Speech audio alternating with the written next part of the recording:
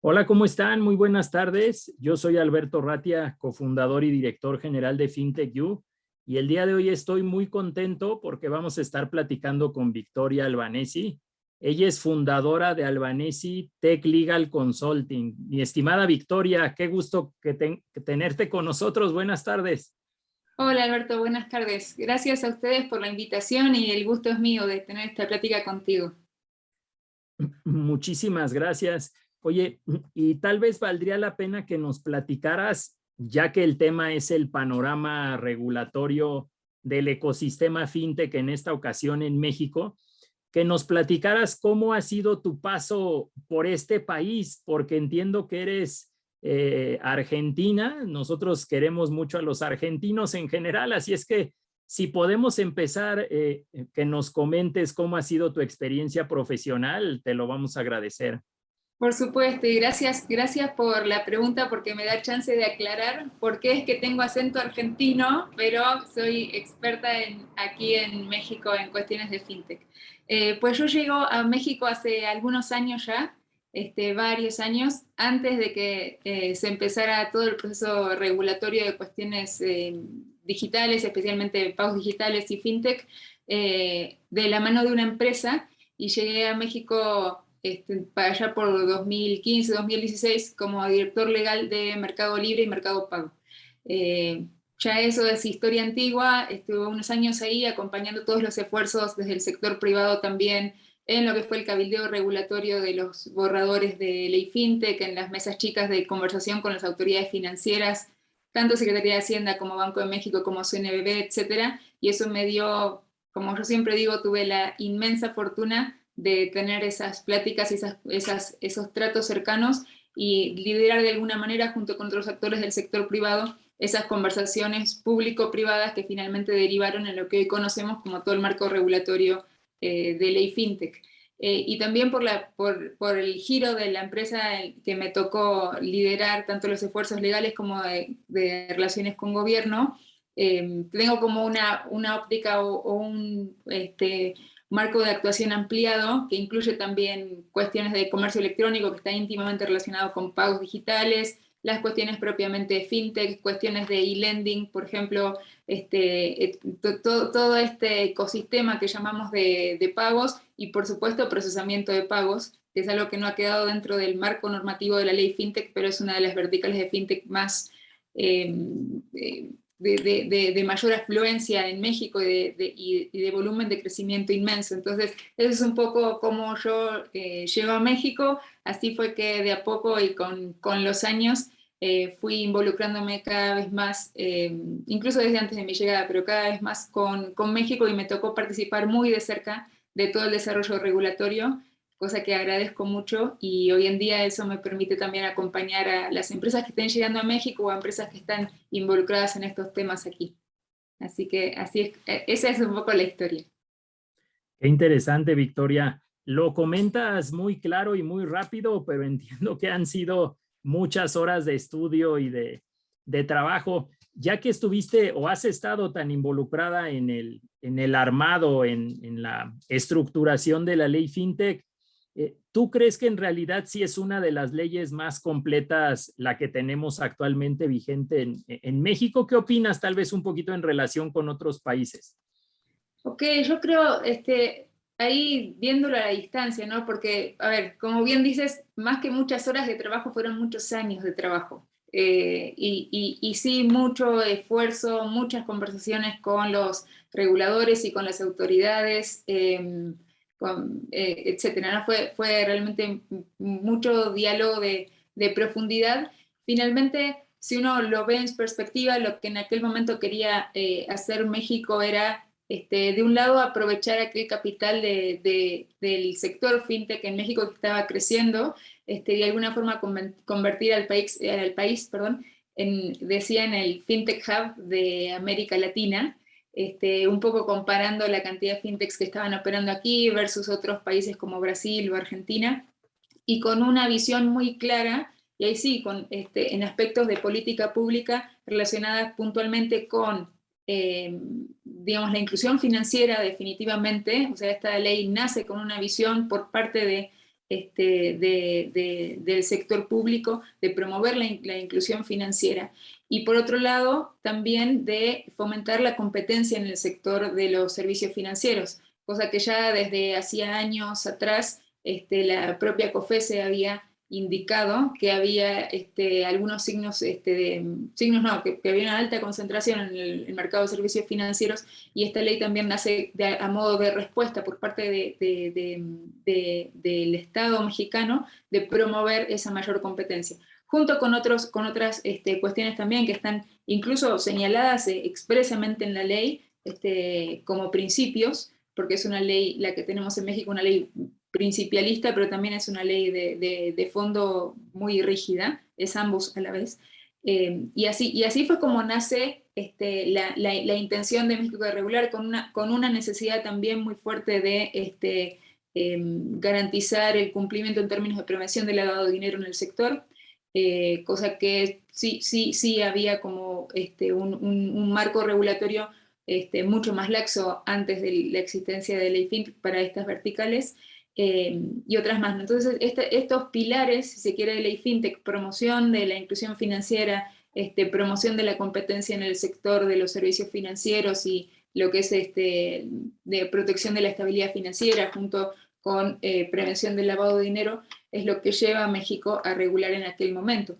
Y creo que eran muy sanos aquellas inquietudes, aquellas necesidades que México quiso atender.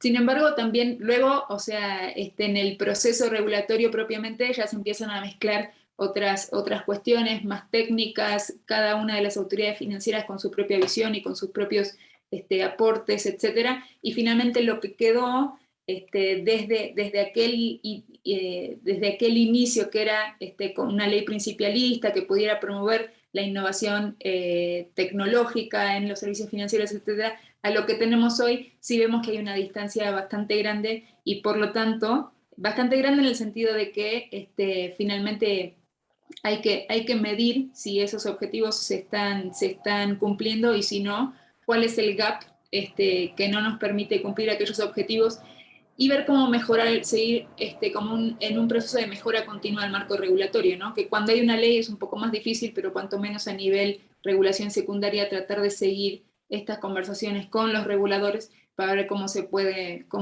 seguir mejorando de manera permanente ese marco regulatorio.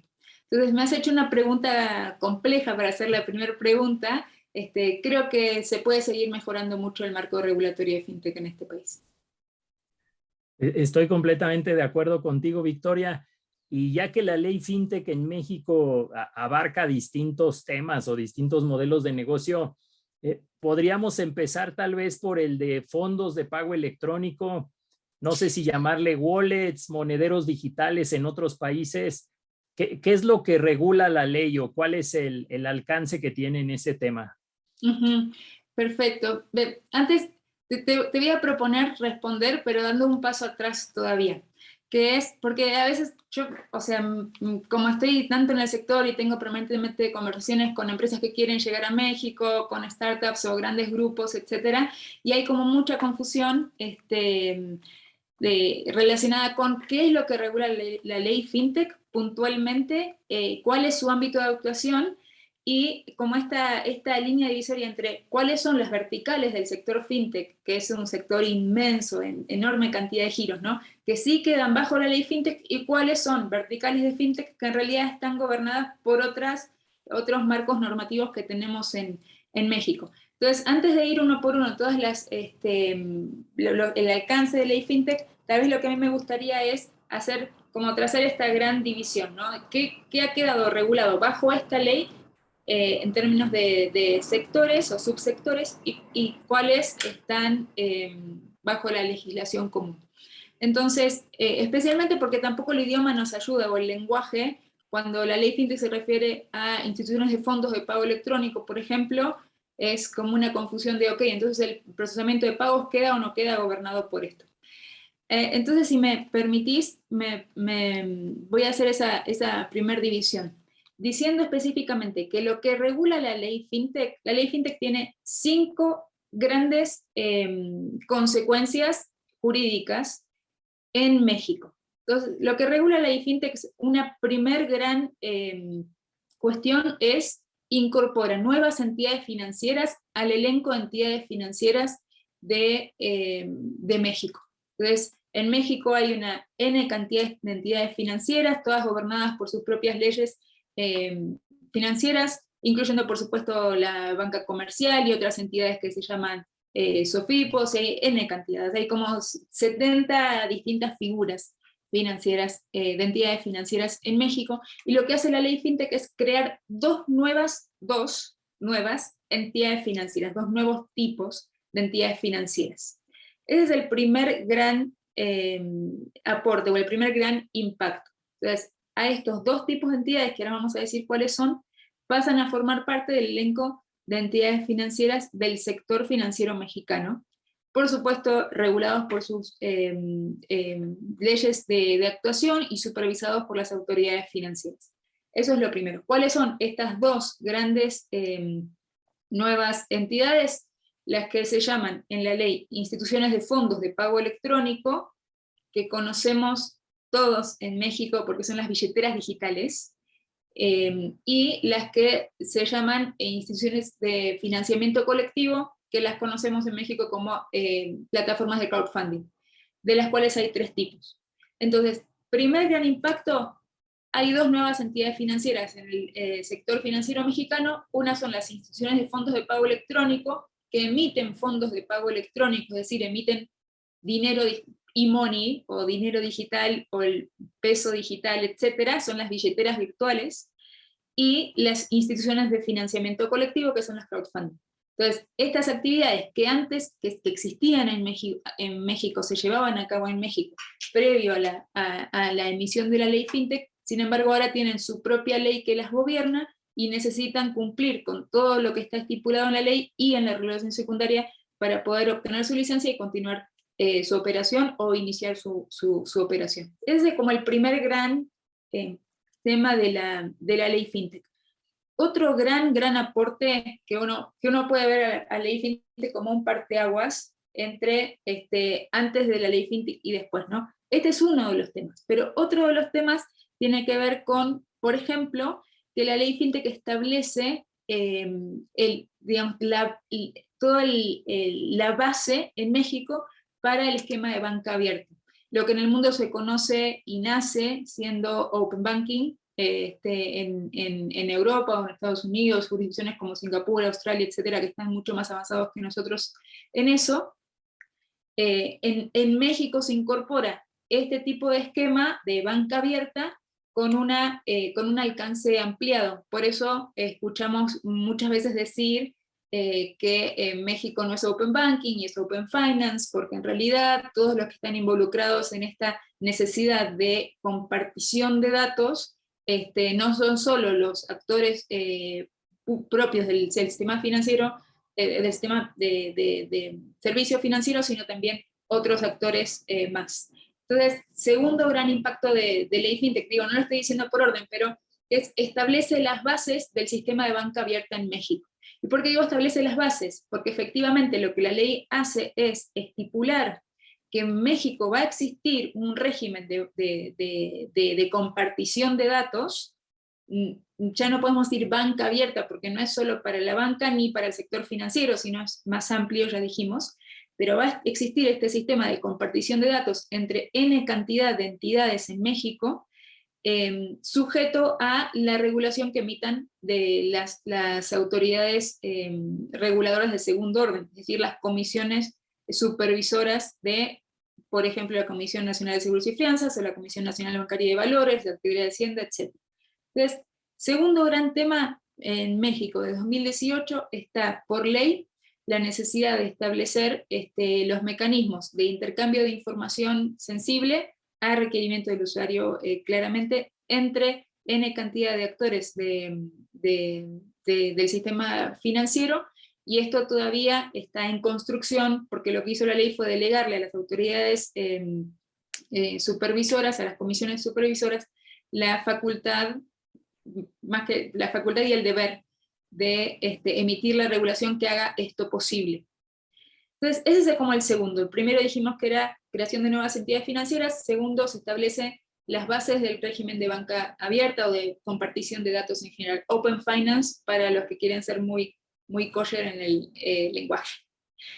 Tercer tema, que es, se establecen también las bases para incorporar en México lo que en el mundo se conoce como sandbox regulatorio. En México esto es el régimen de modelos novedosos, así lo llama la propia ley FinTech, y los modelos novedosos básicamente en lo que consisten, o el concepto en el mundo es un esquema de prueba, de alguna forma lo podemos decir, un esquema de prueba para probar, llevar al mercado, es decir, brindar servicios en el mercado de una manera distinta a lo que ya se conoce en el mercado, es decir, de una manera innovadora y por supuesto intermediado por la tecnología, con una cantidad de usuarios limitada y en un tiempo limitado. Justamente, o sea, los límites tienen que ver con que intentan ser, digamos, una prueba de que efectivamente algo como una innovación que quiere traer una empresa al mercado efectivamente va a tener adopción por parte de los usuarios finales. Y la característica principal de lo que se conoce el concepto de sandbox regulatorio, que en México son los modelos novedosos, es que requieren una flexibilización de las normas que típicamente rigen ese servicio. Es decir, para que ese servicio se pueda llevar a cabo de esta manera novedosa, de esta manera innovadora, que no existía antes en el mercado, se requiere a fuerzas flexibilizar, exceptuar de cumplimiento de alguna de las normas que típicamente regirían este servicio. Y por lo tanto, la autoridad, como está planteado este esquema, la autoridad daría ese permiso para que se lleven adelante estos servicios de manera innovadora con esas excepciones regulatorias, mientras que la empresa prueba su producto en el mercado y al mismo tiempo la autoridad está aprendiendo de esa innovación y cómo hacer esa supervisión. Entonces, esta es la otra cuestión de ley FinTech. Entonces ya dijimos, nuevas entidades financieras, régimen de banca abierta, régimen de modelos novedosos, que también, por supuesto, se delega a las autoridades secundarias la facultad y el deber de establecer la regulación de secundaria de esto, y un también gran aporte de la ley FinTech tiene que ver con el concepto de activos virtuales. A ver, ¿cuál es el concepto de activos virtuales? ¿Y por qué digo concepto de activos virtuales? Ley FinTech, de nuevo, 2018, lo que hace es, literal, en un artículo de ley define lo que se conoce, mejor dicho, lo que se conoce, no, como el lenguaje que utiliza es activos virtuales, aporta una definición, cosa que en general en las regulaciones en el mundo, incluso en la región, relacionadas con esto, no hay definiciones específicas de qué es un activo virtual, claramente con referencia a los criptoactivos. La ley no dice criptoactivos, la ley dice activo virtual, establece una definición y al mismo tiempo le delega puntualmente al Banco de México, a Banxico, emitir la regulación secundaria que va a permitir que en el sector financiero se opere con este tipo de activos virtuales. Entonces, esto es básicamente los grandes, y me voy a ir un segundo a unos apuntes que tengo, que no se los voy a mostrar, pero son como las grandes aportaciones de la ley FinTech en el sentido de cuáles son los impactos que genera a nivel regulatorio en México. Nuevas entidades financieras, régimen de banca abierta, régimen de modelos novedosos y activos virtuales, y por ahí hay una nota más que yo quisiera mencionar, que no son tanto cuestiones de fondo, pero sí creo yo que se merece una nota relacionada con el asunto de las Big Techs. Hemos escuchado muchísimo qué son las Big Techs y qué rol pueden jugar, que pueden ser inmensamente disruptivas en general en el sector FinTech. De hecho, incluso hay un paper del del Banco de Pagos Internacionales relacionado con la cuestión. Y entonces, ¿hay una definición o no de la ley FinTech relacionada con eso, ¿no? Entonces, sí hay una cuestión que creo que es interesante notar. Por supuesto que la ley FinTech no alcanza ni regula a una Big Tech en tanto tal, pero sí hay una cuestión relacionada dentro del régimen de banca abierta, por la cual ha quedado como una cierta, no quiero usar la palabra simetría, porque en este país realmente hablar de simetrías es decir muchísimas cosas. Pero sí hay una estipulación en la cual empresas especializadas en tecnología, como podría ser perfectamente una Big Tech o una pequeña empresa que tenga especialización en temas de TI, puede acceder a los datos que están formando parte del sistema de compartición de compartición de información, sin necesariamente tener que aportar información en ese sentido.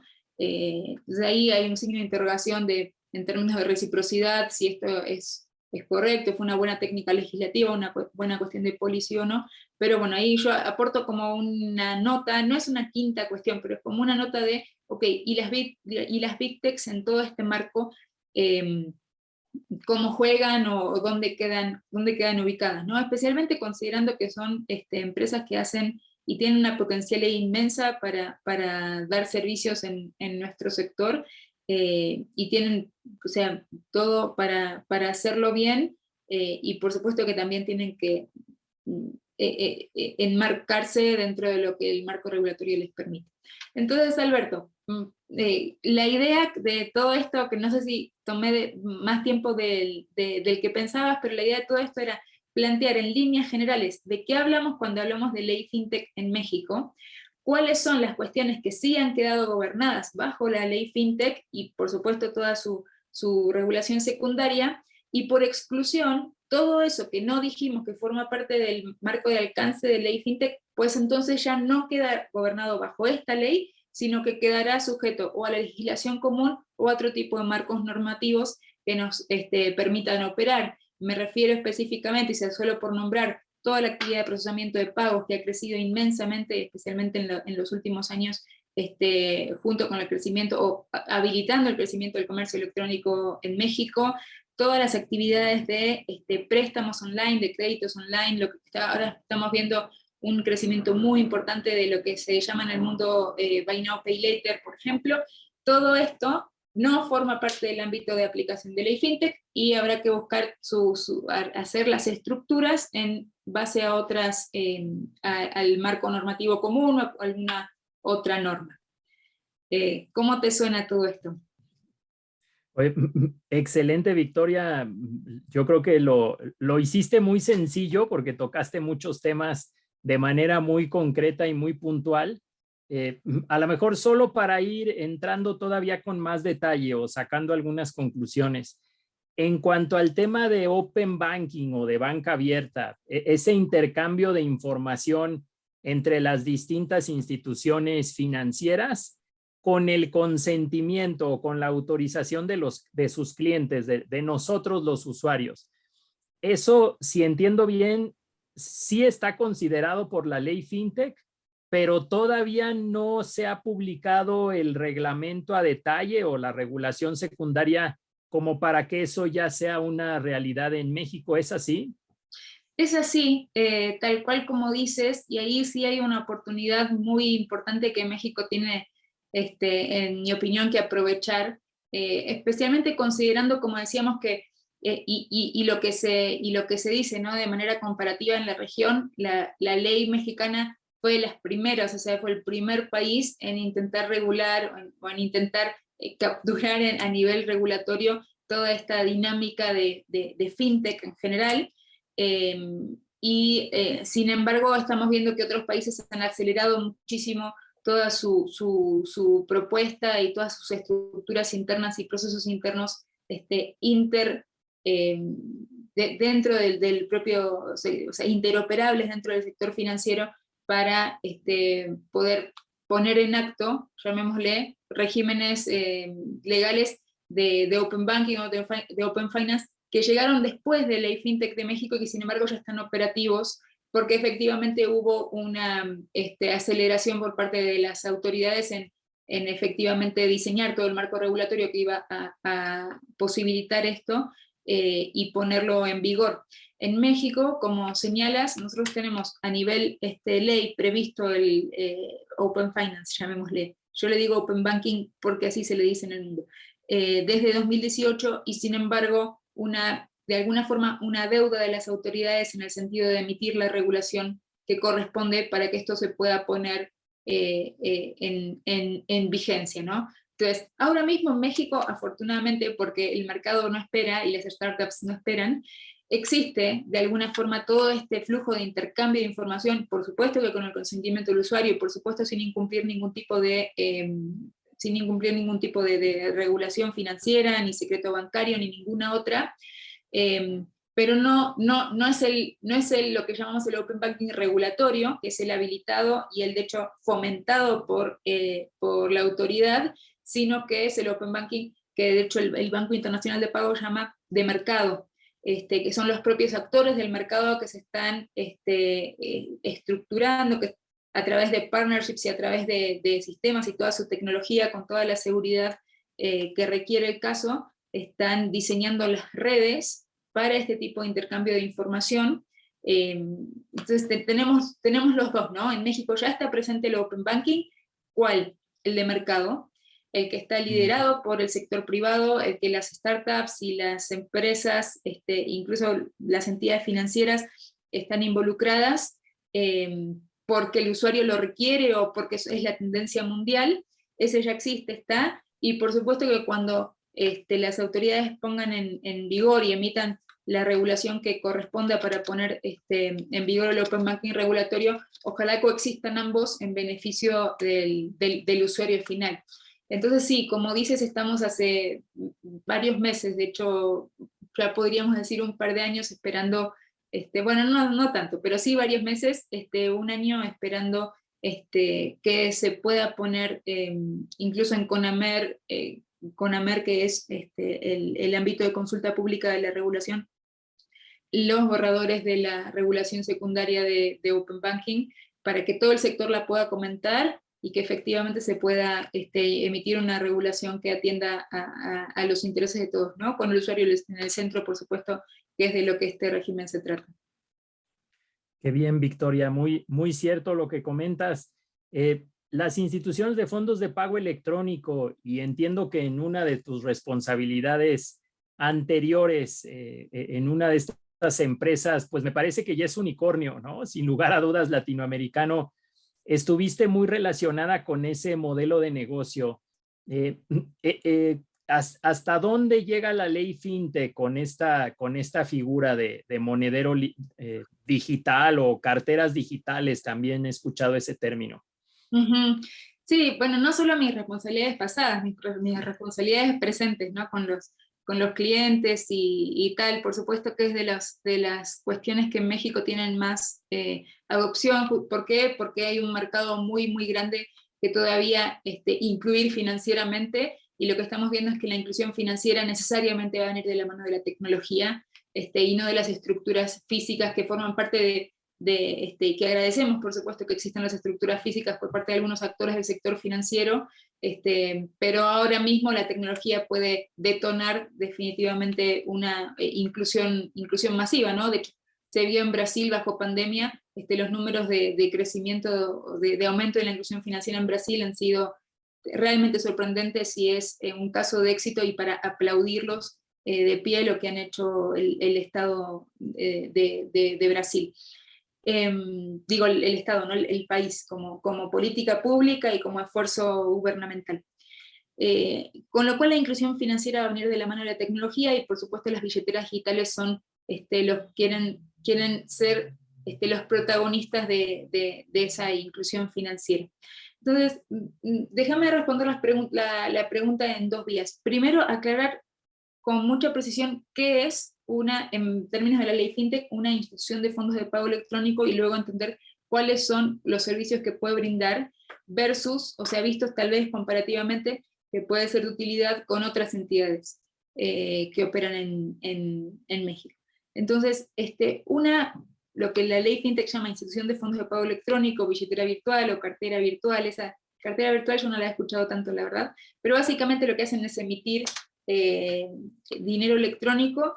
Son entidades que hacen lo que en la regulación se llama captación de dinero, es decir, pueden recibir dinero del público en general, esto es importante, reciben dinero del público en general para almacenarlo y tenerlo disponible cuando la persona que es su titular, llamémosle el depositante de los fondos de pago electrónico, los quiera utilizar. Entonces, lo que estas entidades hacen es recibir dinero, moneda de curso legal, dinero fiduciario, y emitir por cada peso recibido, a una paridad de 1 por 1, emitir y poner a disposición en medios digitales ese peso para que ese peso circule. ¿Y qué es lo que nos deja saber que ese peso puede circular como si fuera dinero, que de hecho lo es? Es que tiene poder cancelatorio de obligaciones. Ahí ya me puse muy abogadí, pero básicamente, si yo te envío por una plataforma, por una billetera digital, 100 pesos, y habiendo tenido contigo una deuda de 100, por lo que sea, o sea, la deuda puede ser social, o sea, puede ser una deuda de cualquier causa, ¿no? Entonces, esos 100 pesos digitales que yo te mandé por la billetera que sea, cancelan mi deuda. O sea, básicamente, yo ya me doy, tú te das por pagado, yo considero que ya te he pagado. Ese poder cancelatorio que tiene el dinero digital es lo que nos deja saber que efectivamente es dinero, y eso es el diferencial respecto de otras representaciones de valor, tal vez, que básicamente esta tiene poder cancelatorio. Hay mucho que hablar de esto, cuáles son las excepciones, a qué es fondo de pago electrónico y qué no lo es. Por ejemplo, los monederos virtuales que conocemos en México no son fondos de pago electrónico, los programas de lealtad, cumpliendo con ciertas especificidades, tampoco se consideran fondos de pago electrónico, es decir, cuando la representación digital del valor es fondo de pago electrónico o no, nos lo dice la ley, lo tenemos, digamos, muy entendido eso, y la entidad, o sea, la persona moral que lleva a cabo esta actividad, solo la puede llevar a cabo. La actividad, ¿cuál es? Recibir dinero del público en general y emitir dinero electrónico a la par, y tener a disposición ese dinero para, como dice la ley dice, emitir, administrar, permitir transferencias y redimir el dinero electrónico. Estas son las actividades que hace típicamente una billetera virtual, según la ley. La cuestión es que es desafiante porque típicamente una billetera virtual no va a tener, o sea, un esquema de negocios o una propuesta de valor al público en general así de simple, o sea, plain and simple, difícil, porque justamente lo que quieren traer los nuevos actores o las empresas digitales, las empresas de la economía digital, son propuestas de valor mucho más robustas. Entonces ahí los desafíos empiezan cuando yo, en base a la billetera, también quiero, por ejemplo, dar préstamos a mis usuarios. Y ahí ya la entidad IFPE, Institución de Fondos de Pago Electrónico, esta entidad financiera puntualmente tiene vedado hacer, como todas las entidades financieras, solo pueden hacer lo que está específicamente permitido en su ley de actuación y conforme a la licencia que recibieron. Entonces ahí es donde hay que empezar a armar estructuras jurídicas dentro de el marco de N cantidad de entidades financieras en México, mucho más complejas para que efectivamente estas entidades puedan aportar o ofrecer al público en general una propuesta de valor más integral. Y hablo, por ejemplo, de créditos, como te decía, como hay un crecimiento exponencial de modelos de negocios de wealth management para inversiones o herramientas de PFM, entonces contratación de seguros. Típicamente lo que estamos viendo como tendencia muy fuerte de hace un tiempo para acá es cuestiones relacionadas con lo que se llama embedded finance, disculpa, voy a rechazar esto, perdón, embedded finance, o cuestiones donde se usan marketplaces de servicios financieros. Eso agrega una complejidad enorme a unas entidades que están diseñadas por ley, cuanto menos para tener un marco de actuación definido, limitado, restringido, y sin embargo, lo que quieren hacer justamente las empresas digitales es tener una oferta más integral. Eso para nosotros como abogados asesores nos representa un desafío de armar estas estructuras, pero efectivamente están en el mercado y las vemos, y no voy a dar nombres, pero ahí están empresas que tienen realmente una propuesta de valor integral justamente en base a toda esta estrategia regulatoria que se fue armando junto con la estructura corporativa que se ha ido armando para que puedan lanzar al mercado los servicios. Entonces, tal vez me fui un poco de tu pregunta, Alberto, pero lo que quise clarificar aquí es, ¿qué es una entidad de fondos de pago electrónico? ¿Cuál es la actividad que típicamente lleva a cabo según la regulación? Y que básicamente ahora eso queda un poco justo para todos los servicios que quieren prestar estas empresas, y ahí es donde tenemos que entrar tal vez a cranear algunos esquemas y algunas estructuras que nos permiten hacerlo, tratando justamente de tener una visión, una mirada integral del marco regulatorio y utilizar todos los marcos que estén a nuestra disposición para, en favor de la empresa, ¿no? Que la empresa pueda llevar a sus usuarios esa propuesta de valor ampliada. Sí, sí, tienes toda la razón, Victoria. Tenemos 2 o 3 preguntas del público. Creo que la primera tenía que ver con Open Banking o con banca abierta, y en mi opinión ya la contestaste, pero hay otras 2 preguntas que me gustaría poner sobre la mesa. Piden si entiendo bien, piden un ejemplo de intercambio de información, o sea, ¿cómo aplicaría en la realidad el modelo de Open Banking en México? Y la otra, que anticipo que la respuesta es afirmativa, si podrían hacer fraudes en una billetera electrónica, ¿no? Ok, voy con la primera entonces. ¿Cuáles son típicamente los casos de uso que todos los que hablamos de Open Finance o de Open Banking hablamos y mencionamos estos 2 casos de uso? Porque son los que se han visto en el mundo, ¿no? Y realmente que los usuarios valoran mucho. Uno es lo que se conoce como PFM o PFM, Personal Finance Management, que básicamente lo que permite es a este tercero, que es una empresa fintech, que tiene acceso a toda la información del sector financiero, darme a mí un servicio de administración de mis finanzas personales. Entonces, dando yo obviamente mi consentimiento para que esta empresa que me da servicios de PFM o PFM acceda a toda la información que yo tengo en el sistema financiero, ellos pueden clasificar esta información, presentármela de una manera que a mí me permita mejor dicho, ellos generan inteligencia financiera para mí, que soy el usuario.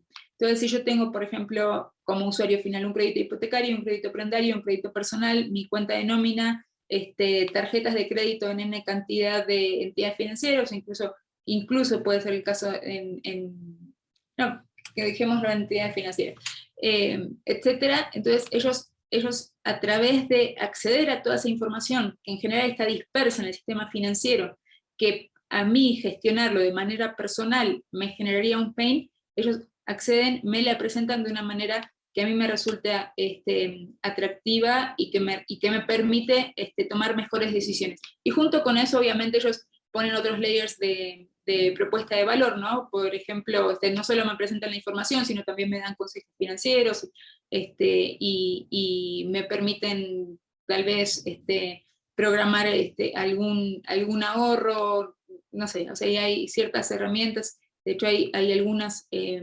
empresas, startups, que están haciendo esto en México con mucho éxito, ¿no? Con mucha adopción por parte de los usuarios finales. Y el otro típico caso de lo que hablamos cuando hablamos de Open Banking tiene que ver con la agregación de cuentas, que yo pueda desde un único lugar ver y administrar, llamémosle en México, todavía no podemos hablar de administrar, pero ver toda mi información consolidada y clasificada también.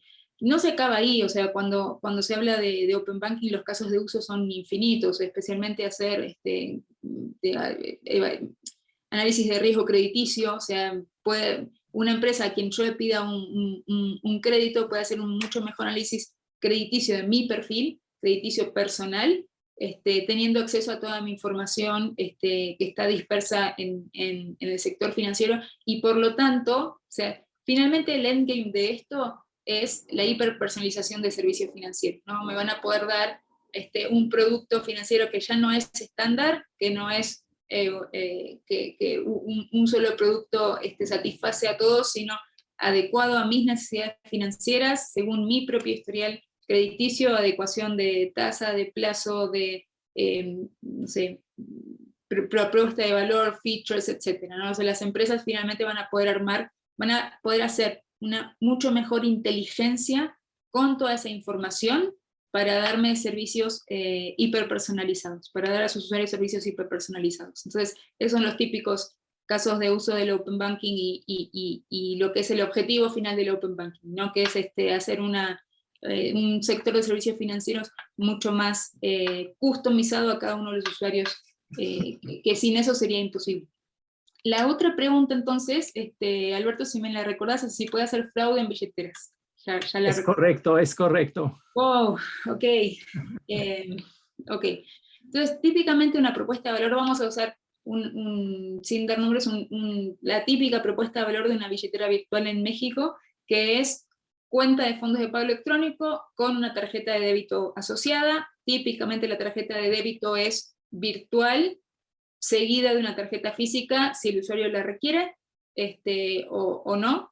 Entonces, ahí hay como dos cosas, ¿no? O sea, es un único producto, porque mejor dicho, es una propuesta de valor integral, pero son dos productos distintos. Uno es un producto cuenta y otro es un producto tarjeta. El producto tarjeta está tan expuesto a posibles vulnerabilidades o posibles, vulneraciones de seguridad como cualquier otra tarjeta. En ese sentido, también hay una responsabilidad muy grande de nosotros como usuarios de tener, de tomar nosotros todas las medidas de seguridad para evitar ese tipo de vulneraciones, ¿no? Tanto en el mundo físico, lo que se llama card present transaction, como en el mundo digital, lo que se conocía como card not present transaction, pero ahora ya esto está ya se han desdibujado las líneas, ¿no? De qué es el ambiente presente y qué es el ambiente no presente en pagos digitales, en pagos en general, digo. Pero, o sea, lo que es la tarjeta definitivamente, tanto está sujeta a toda la normativa Banco de México de transaccionalidad de tarjetas, como está sujeta a todas las normas de las redes de tarjetas, incluyendo todo el sistema de pago, ¿no? Emisor, que en este caso es una fintech, adquirente, cámara de compensación, etcétera. Todo esto se gobierna por las mismas normas que cualquier otra tarjeta. Nuestra expectativa es que una fintech, teniendo mucho más información y mucho más profunda de todo mi perfil, va a poder tener una inteligencia muy superior al momento de rechazar transacciones. ¿No? Entonces, los rechazos de transacciones es un dolor muy grande que tenemos, por ejemplo, en el comercio electrónico, pero una fintech, al tener mucha más información de mi perfil, de como usuario, nuestra expectativa de nuevo sería, sin que esto sea regulatorio, pero la expectativa sería que tenga una inteligencia muy superior al momento de aprobar o rechazar transacciones, ¿no? Que me conozca y que sepa a qué hora yo hago tal transacción, si estoy de madrugada haciendo compras online. Luego, el otro producto, que es la cuenta básica, la cuenta de fondo de pago electrónico básico, yo creo que definitivamente hay un esfuerzo enorme por parte del sector fintech y el sector de la economía digital en general, de todos los esfuerzos que hace, y esto es independientemente de la regulación, son mejores prácticas y son estándares mundiales de ciberseguridad, por ejemplo. Pero definitivamente también, así como está la industria de la economía digital lícita o legítima, también por supuesto hay toda una industria del fraude. Con lo cual, decir que solo porque una empresa digital es fintech está garantizado que no va a ser víctima, pues la fintech también es víctima de ataques en términos de ciberseguridad. No, eso no se puede garantizar, y por supuesto que los esfuerzos son inmensos los esfuerzos que hacen las empresas fintech justamente para contrarrestar todos los intentos de fraude y estar siempre un paso adelante, pero es una batalla permanente, ¿no? O sea, más sofisticadas son las herramientas de prevención de fraude, más se sofistican las herramientas de intención de fraude, y así es una escalada, y digamos, los que estamos en esto, son enormes los recursos que las empresas dedican a las cuestiones de la ciberseguridad para evitar, o sea, para darles toda la protección a sus usuarios. No se puede garantizar, respondiendo a la pregunta, que no haya ningún tipo de vulnerabilidad en ese sentido. Sí, qué bueno que lo mencionas, Victoria. Ahora, ya que tocas ese punto, estamos hablando de esos temas de ciberseguridad. Déjame preguntarte esto.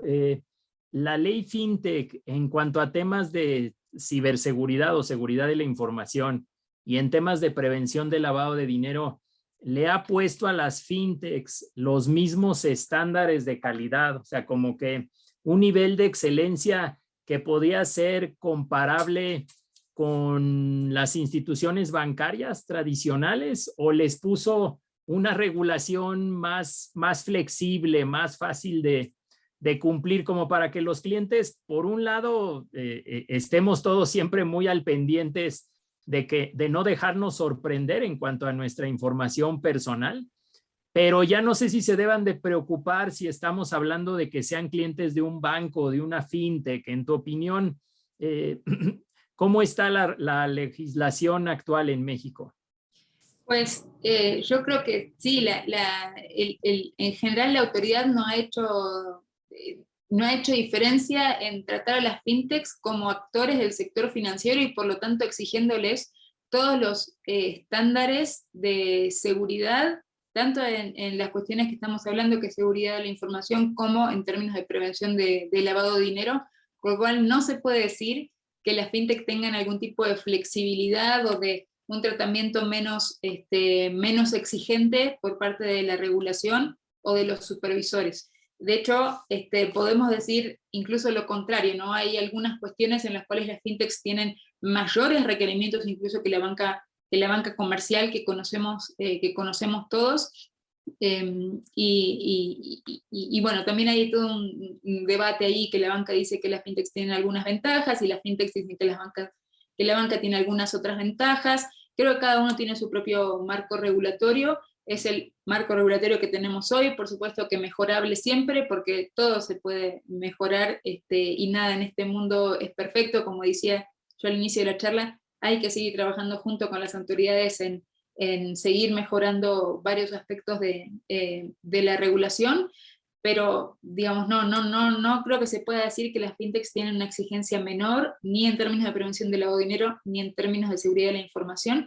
Y adicional a eso, lo que me gustaría agregar es, más aún, o sea, las fintechs, o sea, las fintechs, porque cuando se habla de regulación se habla del mínimo regulatorio, del mínimo, lo mínimo indispensable para cumplir, pero en general, o sea, y esto, cualquier empresa que realmente quiera ser excelente en lo que hace, esto lo toma como un mínimo y va a tratar de hacer cuanto más pueda hacia arriba de poner sus propios sistemas, como decíamos, como buenas prácticas industriales, ¿no?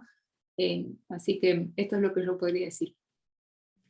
Victoria, la verdad es que se nos ha ido el tiempo muy rápido. Estamos platicando muy a gusto contigo, pero en tu opinión, ¿qué le faltaría a la ley FinTech o hacia dónde va esta regulación? Entiendo que permite esta figura de modelos novedosos y ya la comentabas, pero ¿tú crees que a través de ese marco, de ese arenero, de ese sandbox, se pueda continuar con el desarrollo del sistema financiero en cuanto a permitir la innovación?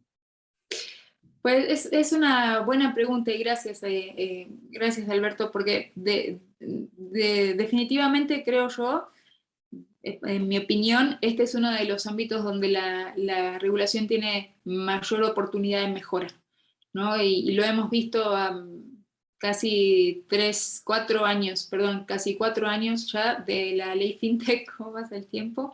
Que de hecho los últimos reportes que tenemos de Banco de México nos muestran con datos oficiales ya, y esto no son especulaciones del mercado, sino son datos oficiales, que hay solo 7 expedientes en proceso de obtención de una licencia como modelo novedoso. Mejor dicho, de un permiso como modelo novedoso. Eso nos deja ver que efectivamente hay algo en la regulación que la hace poco atractiva o no elegible para el fin para el que fue creado este sandbox regulatorio en México. Por lo tanto, esto es una de las oportunidades de mejora que vemos con mayor claridad de que México hacia dónde debiese ir. Entonces, si me permitís, y dado que se nos ha ido el tiempo para ir cerrando, algunos comentarios generales, ¿no? Sobre dónde estamos hoy en términos del panorama regulatorio y hacia dónde quisiéramos nosotros ver que se dirige México, o sea, en el rumbo que toma. Definitivamente una de las cuestiones es la que has mencionado respecto del Open Banking, ¿no? O sea, lo que se conoce en el mundo como Open Banking, ya dijimos en México Open Finance o régimen de compartición de datos, y sí necesitamos ahí una autoridad que efectivamente se involucre con que esto sea un éxito a través de la regulación, a través de la supervisión, a través de eventualmente las autorizaciones que tenga que dar la autoridad, cada una de las comisiones, para que los actores y que este flujo de datos se empiece a dar, que es un flujo que ya dijimos, que se está dando desde el punto de vista de lo que conocemos como Open Banking de mercado, pero si esto se hace de manera estandarizada, con todos los actores involucrados, etcétera, puede detonar realmente puede ser un game changer en México. Entonces ahí necesitamos efectivamente que el regulador ponga foco y emita la regulación que necesita emitir. Por supuesto, lo que esperamos del sector fintech es que lo haga habiendo escuchado a todos los incumbentes, o sea, a través de mecanismos de diálogo público-privado donde todos los, cuando digo incumbentes digo los stakeholders, ¿no? No solo los grandes, donde todos los involucrados estén en la mesa aportando su visión, que de lo que se trata siempre es esto de una co-construcción del marco normativo que nos permita cada uno aportar lo mejor que cada uno tiene para aportar. Entonces, Open Banking es una de esas, de los aspectos en que necesitamos sí, que México, ver que México realmente da un paso hacia adelante en ese sentido, ¿no? O sea, ahora ya puede ver el caso Brasil como un caso de éxito también, y hay muchas más, legislaciones comparables donde se pueden tomar buenas prácticas para traer a México si la autoridad lo considera. Entonces, ese es un tema que quisiéramos ver este año que efectivamente ocurra, ver los borradores, que todos podamos opinar, etc. El otro tema es efectivamente el marco de modelos novedosos, lo que es el sandbox regulatorio mexicano, que sí, lo que hemos visto, y ya creo que está comprobado, a pesar de los esfuerzos que ha hecho la autoridad o incluso con el sector privado de promover la adopción del sandbox regulatorio, hay una serie de lo que llamamos fallas estructurales en el propio diseño legislativo del sandbox que nos impide que esto detone. O sea, que no hace al esquema elegible para una startup que quiera dar servicios de manera innovadora. Por lo tanto, esa es otra de las grandes oportunidades de mejora que tiene nuestra ley, y quisiéramos ver también que el regulador, y no solo el regulador, digo, todo el ecosistema, podamos coordinadamente, de manera armoniosa, colaborando unos con los otros, ver cómo mejorar estos aspectos que estamos diciendo de la ley.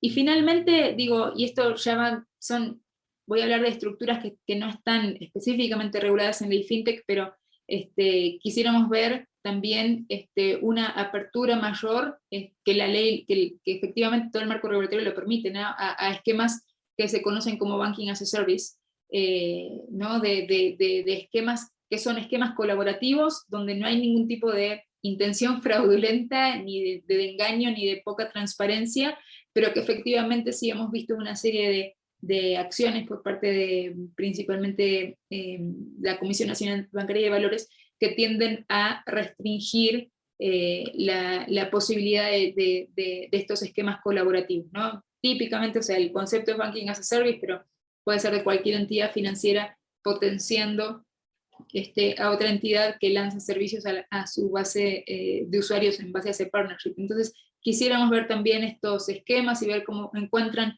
un cauce en México, que de nuevo, regulatoriamente sí están previstos y la idea es que se puedan seguir explotando en beneficio del usuario final.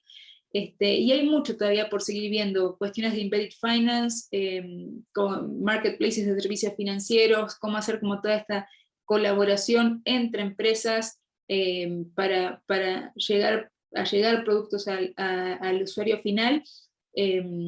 Y bueno, una serie de cosas que todavía tenemos que están por verse en México, ¿no? De toda la innovación que está trayendo el sector privado, que efectivamente el sector público pueda acompañar, definitivamente controlando y realizando la supervisión que corresponde supervisar a cada uno de los reguladores, pero acompañando esa innovación que lo único que esperamos que efectivamente haga son los objetivos primordiales que tuvo México allá por 2015-2016 al momento de emitir una ley fintech, ¿no? Promoción de la competencia, inclusión financiera, estabilidad financiera, etc.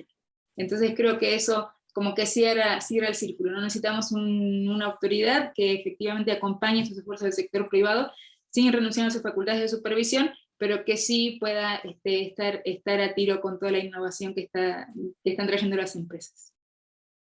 Qué bien, Victoria. En otras palabras, el espíritu de la ley recoge las necesidades que tenemos tanto empresarios como usuarios, gobierno, etcétera, pero de ahí a poderlo aplicar, pues requiere un esfuerzo importante y también requiere, si estás de acuerdo conmigo, ir haciendo ajustes en el proceso, ¿no? Como que ir aprendiendo, mejorando, replanteándose algunos temas, mejorándose otros. Esa tal vez podría ser una de las conclusiones. Sí, definitivamente, que estamos en un proceso de mejora continua también en términos de la regulación, y que el sector privado, o sea, desde el sector privado, como siempre, la idea es colaborar para que se cumpla lo que bien has dicho como el espíritu de la ley, ¿no? Y que no nos perdamos en los detalles en el camino, sino que miremos hacia dónde va todo esto, que es en esos principios que de hecho están plasmados en el artículo 1 de la propia ley. Excelente, Victoria. Pues qué gustazo platicar contigo. Se nos fue, como decíamos, el tiempo muy rápido. Esta es tu casa. Un abrazo a ti y a todo tu equipo y que sigan los éxitos. Bueno, gracias a ti, Alberto, por la invitación y por este espacio. También me dio mucho gusto platicar contigo y nos estamos viendo cuando gustes. Que estés muy bien. Un abrazo. Cuídate Un mucho. abrazo. Adiós a todos.